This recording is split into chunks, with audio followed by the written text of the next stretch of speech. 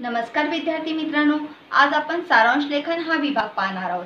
सारांश लेखन म्हणजे उपयोजित लेखनामधील हा एक विभाग आहे सारांश लेखन। सारांश लेखनालाच अपन समरी राइटिंग सुद्धा म्हणतो। बच्चों, हम लोग इसे समरी राइटिंग बोलते हैं। सारांश यानी कोई भी हमें पैराग्राफ दिया गया है उसमें सार काढणे म्हणजे थोडक्यात माहिती आणि त्याचं लेखन करणे। अंश म्हणजे छोटासा भाग असतो। आता ह्या सारांशातून आपण कसं बनवायचं हे महत्त्वपूर्ण असतं। हे एक असं पाहिलं तर भाषिक कौशल्य आहे।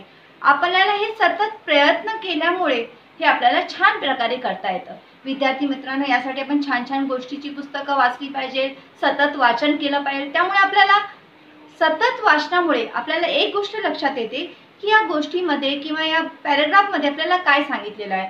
आता ह्यामध्ये तुम्हाला काय दिलेलं असतं तर एक अपठित उतारा दिलेला असतो आणि या अपठित उताऱ्याचं तुम्हाला सारांश लेखन हे करायचं असतं। आता पठित उतारा हा आपल्याला पुस्तकातून परीक्षेमध्ये विचारलेला असतो आणि अपठित उतारा जो असतो तो आपल्याला आपण आजपर्यंत अभ्यासलेला नसतो।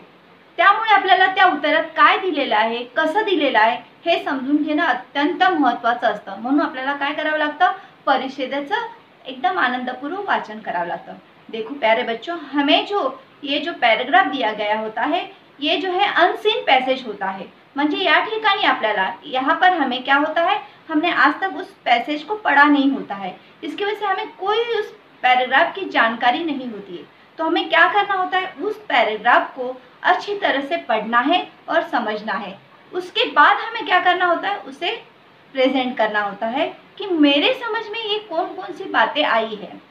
इसीलिए हमें क्या करना है, पैराग्राफ का बहुत ही अच्छी तरह से वाचन करना है और मन में सोचना है कि मुझे इसमें से क्या क्या समझ में आ रहा है और उसी चीज़ों को हमारे भाषा में लिखना होता है।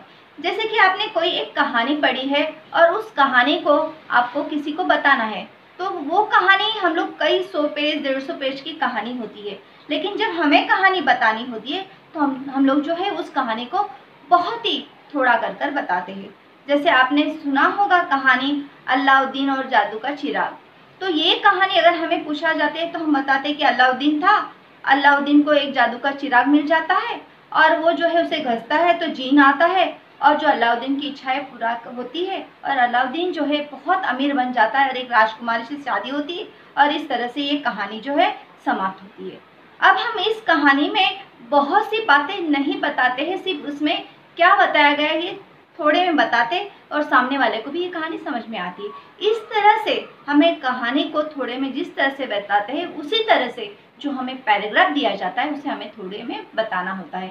तर विद्यार्थी मित्रांनो, जो आपल्याला पॅराग्राफ दिलेला असतो तो थोडक्यामध्ये आपल्याला मांडता आला पाहिजे।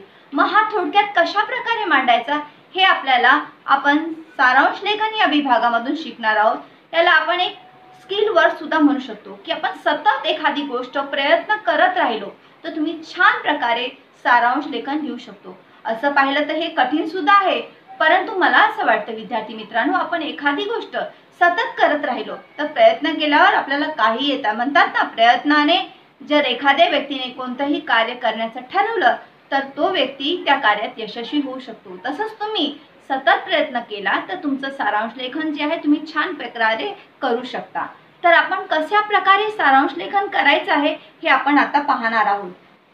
चला तर विद्यार्थी मित्रांनो, या ठिकाणी आपण सारांश लेखन हे कशा पद्धतीने करणार आहोत हे पाहणार आहोत। यासाठी बघा, सारांश लेखनासाठी महत्त्वाचे मुद्दे दिलेले आहेत। या ठिकाणी सारांश लेखन करत असताना कोणकोणते महत्त्वाचे मुद्दे आहेत हे आपण पाहणार आहोत। तो पहले पहा, उतारा काळजीपूर्वक नीट वाचा। मतलब हमें जो पैराग्राफ दिया जाता है उसे हमें बहुत ही अच्छी तरह से पढ़ना होता है और अगर हम इसे पढ़ लेते हैं तो हमारे समझ में आ सकता है। त्यात महत्त्वाचे काय आहे सांगायचे आहे किंवा त्यात कोणता विचार मांडला आहे हे ठरवा।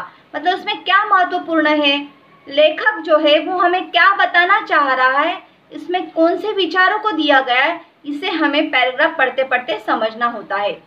त्यानंतर लक्षात घ्या, उतारात आलेले वाक्यप्रचार, म्हणी, अलंकारिक शब्द सारांश लेखन करताना वापरू नका। मतलब हम जब सारांश लेखन करते हैं तो हम पैराग्राफ में जो हमें कोई वाक्यप्रचार दिए हैं, मुहावरे दिए हैं, अलंकारिक कोई शब्द दिए गए हैं, तो ऐसे शब्दों को हमें उतारा लेखन करते समय नहीं लिखना है। म्हणजेच विद्यार्थी मित्रांनो, सारांश लेखन करत असताना आपल्याला काही अशी समजून सांगण्यासाठी काही उदाहरणं सुद्धा दिली जातात, पण ती उदाहरणे किंवा अलंकारिक शब्द, वाक्यप्रचार, म्हणी याचा आपल्याला या ठिकाणी वापर करायचा नसतो. आपण शांततेने हा उतारा वाचायचा आणि त्याच्यामध्ये कोणकोणते वाक्यप्रचार दिलेत, अलंकारिक शब्द दिले आहेत याचा अभ्यास करायचा. आता त्यानंतर पहा, उतारा साधारण किती शब्दाचा आहे हे पहा व 1/3 करताना आपले किती शब्द झाले पाहिजे ते ठरवा. म्हणजे तुम्ही त्या ठिकाणी उतारा, जब उतारा आप पढ़ोगे यानी पैराग्राफ पढ़ोगे तो देखो कितने शब्द दिए गए हैं और उसका हमें 1/3 करना होता है. अब हमें 1/3 करना मतलब एक एक शब्दों को नहीं पढ़ना है हमें कि कितने गिनना नहीं है, तो हमें मन में ही सोचना है कि हमें इस जो पैराग्राफ दिया है इसे किस तरह से हम लोग जो है 1/3 कर सकते हैं और उसी तरह से हमें शब्दों का प्रयोग करना होता है. त्यानंतर पहा, उताऱ्यातील विचार कमी शब्दात सांगा. मतलब जो विचार उतारे में यानी पैराग्राफ में दिए हैं उन्हें कम शब्दों में हमें बताना होता है. अब जब हम उतारा पढ़ते हैं यानी पैराग्राफ पढ़ते हैं तो पैराग्राफ में कभी कभी हमें एंडिंग में पूछा जाता है या बताया जाता है कि हमें इसमें शीर्षक लिखना है. जैसे हम लोगों ने कथा लेखन में शीर्षक दिया था, बातमी लेखन में शीर्षक दिया था, उसी तरह से अगर हमें लिखने के लिए कहा गया है तो ही हमें शीर्षक लिखना है. अगर नहीं कहा गया है तो हमें शीर्षक लिखने की कोई आवश्यकता नहीं होती है. इस तरह से हमें इन चीज़ों पर ध्यान रखकर हम सारांश लेखन जो है कर सकते हैं. विद्यार्थी मित्रांनो, या ठिकाणी पुन्हा एकदा लक्षात घ्या, उतारा लेखन जेव्हा आपण करतो त्यावेळेला वाक्यप्रचार, म्हणी, अलंकारिक शब्द याचा वापर करायचा नसतो. कोणतीही उदाहरणं दिली असतील तर त्या उदाहरणाचा सुद्धा वापर करायचा नाही. कमीत कमी शब्दामध्ये आपले विचार जे आहेत ते आपण शांततेने यात मांडायचे असतात. जर आपल्याला शीर्षक विचारला असेल तरच आपण या ठिकाणी शीर्षक लिहायचा, अन्यथा आपल्याला शीर्षक लिहिण्याची आवश्यकता नाही. पुढे पाहूया आपण. पहा, सारांश लेखनाच्या काही पायऱ्या आहेत. सारांश लेखन आता म्हणजेच या ठिकाणी आपण जो जेव्हा सारांश लेखन करणार तर कोणते नियम पाळायचे आहेत. तर पहिला नियम बघा दिलेल्या परिच्छेदेचे वाचन करा. बऱ्याच वेळेला विद्यार्थी काय करतात, बहुत बार हम क्या करते हैं, पैराग्राफ को पढ़ते हैं और उसमें से ही जो हमें लगता है कि ये लाइन लिख लेता हूँ, ये लाइन लिखूँगा और ऐसे बीच बीच के लाइनें लिखते हैं. ऐसा नहीं करना है. हमें क्या करना है, पहले पैराग्राफ को पढ़ना है और इस पैराग्राफ में हमें क्या बताया गया है वो हमें समझ के लेना है.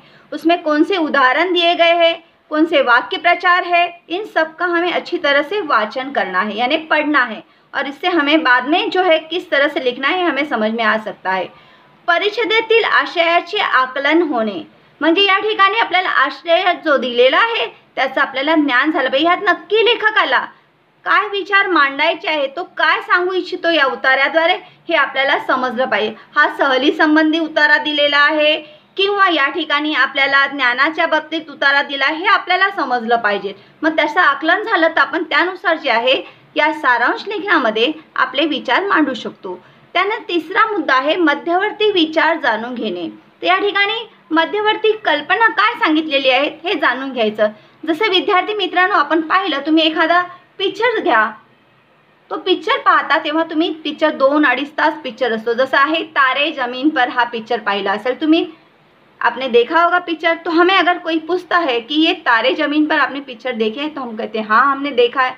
उसकी क्या कहानी है, तो हम यहाँ कहानी बताते हैं कि एक ईशान नाम का लड़का होता है, पढ़ाई लिखाई में उसे बहुत जो है परेशानी होती है, सारे अक्षर उसे उल्टे दिखाई देते, उसे कुछ समझ में नहीं आता है और बहुत ही परेशान उसके जो पेरेंट्स भी रहते हैं और वो भी होते हैं और उसी के साथ उसके शिक्षक. और शिक्षक हमेशा बोलते हैं कि अब ये पढ़ने वाला नहीं, इसे स्कूल से निकाल देना चाहिए. और जब ये परेशानी जानकर उसके पिताजी जो है उसे दूसरी जगह भेज देते हैं और वहाँ पर उसे एक ऐसे शिक्षक मिलते हैं जो उसकी परेशानी को समझते हैं, जानते हैं और जो है उसे किस विषय में रुचि है वो भी जानते हैं और जो है ईशान के जीवन में परिवर्तन होता है और वो अच्छी तरह से पढ़ने लगता है. ये जो है कहानी इसमें दी गई है. अब देखो पिक्चर थी 2.5 घंटे की और हम लोगों ने इस कहानी को जो है बहुत ही 2 मिनट 3 मिनट में बताई है. इसी तरह से हमें अगर पैराग्राफ हमने पढ़ लिया, हमने जान लिया कि इसमें क्या बताया गया है, यही सारी चीज़ें जो है हमें क्या करना है अपने शब्दों में बताना होता है. समजलेला विचार स्वतःच्या शब्दात थोडक्यात मांडणे. मतलब हम इससे क्या समझे हैं वो हमें थोडे शब्दों में, थोडक्यात म्हणजे थोडक्यातच आपल्याला लिहायचं आहे. अति विचार करून किंवा अति शब्दामध्ये न मांडता थोडक्यामध्ये मांडायचं आहे. आता या ठिकाणी पहा, कमीत कमी शब्दात सारांश लिहिणे, मतलब कम से कम शब्दों में लिखना है व त्यातून परिषदेतील आशयाचा पूर्ण अर्थ प्रतिबिंबित होणे महत्त्वाचे. म्हणजे आपल्याला या ठिकाणी जो परिच्छेद दिलेला असतो तो आपल्याला कमीत कमी शब्दामध्ये लिहायचा आहे आणि यात काय दिलेलं आहे हा आशय वाचणाऱ्याच्या लक्षात आला पाहिजे. हे या जर गोष्टी आपण सारांश लेखन करताना लक्षात घेतल्या तर आपण छानपैकी सारांश लेखन करू शकतो. मध्यवर्ती कल्पना, मध्यवर्ती विचार जाणून घ्यायला हवा आणि जर आपण हा मध्यवर्ती कल्पना आणि मध्यवर्ती विचार जर जाणला तो आपण स्वतःच्या शब्दात मांडायचा. म्हणजे जर आपण अशा प्रकारे जर सारांश लेखन केलं विद्यार्थी मित्रांनो तर आपल्याला सारांश लेखन करताना कोणत्याही अडचणी येणार नाही आणि आपण छान प्रकारे सारांश लेखन करू शकतो. तर आपण पुढचा जो व्हिडिओ पाहणार आहोत विद्यार्थी मित्रांनो त्यामध्ये आपण सारांश लेखन कशा पद्धतीने करणार आहोत आणि त्याचं मांडणी जी आहे तुम्हाला दाखवली जाणार आहे. परंतु नियमांचा आधार कशा प्रकारे घ्यायचा हे तुम्ही लक्षात घ्या आणि पुन्हा भेटूया आपण दुसऱ्या व्हिडिओमध्ये. नमस्कार.